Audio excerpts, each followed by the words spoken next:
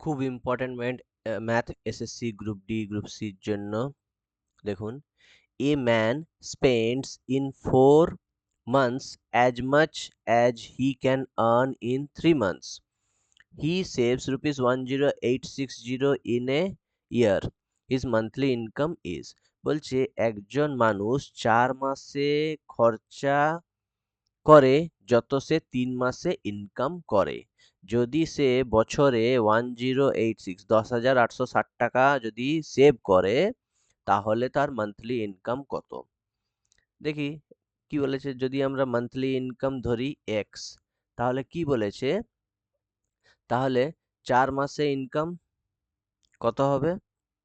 4 মাসে ইনকাম হবে 4x। আর 4 মাসে সে খরচা কত করে, স্পেন্ড কত করে?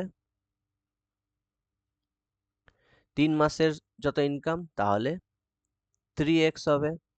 তাহলে 4 মাসে সেভ কত করে? ইনকাম মাইনাস স্পেন্ড সবসময় সেভ হবে। যত ইনকাম করছো আর যত খরচা করে দিচ্ছ, দুজনের মাইনাস সেভ হবে। তাহলে 4x minus 3x equals to x. তাইলে 1 মাসের সেভ কত? x/4।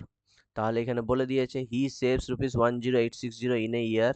তাহলে x/4 equals to in a year বলেছে, তাহলে আমরা 12 দিয়ে ডিভাইড করব।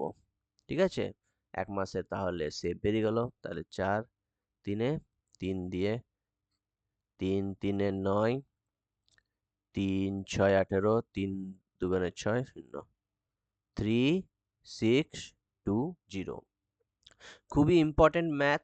যদি এক লাইনে করতে চাও, তাহলে ইয়ার বলে দিয়েছে, ইয়ারের সেভ বলেছে 10860। তাহলে 10860 এটা বছরের, তাহলে আমরা 1 মাসের বের করব। আর ইনটু সবসময় যে স্পেন্ড বলেছে, স্পেন্ড যে অঙ্কে দেখতে হবে স্পেন্ড 4 মান্থস, সেই 4কে এখানে মাল্টিপ্লিকেশন করে দেবো। তাহলে 4 3-এ 3 দিয়ে কেটে যাবে 3620। ঠিক আছে, তাহলে 3620 হবে তার মান্থলি ইনকাম। খুবই ইম্পর্টেন্ট ম্যাথ। ঠিক আছে, এসএসসি জন্য খুবই ইম্পর্টেন্ট, গ্রুপ সি গ্রুপ ডির জন্য।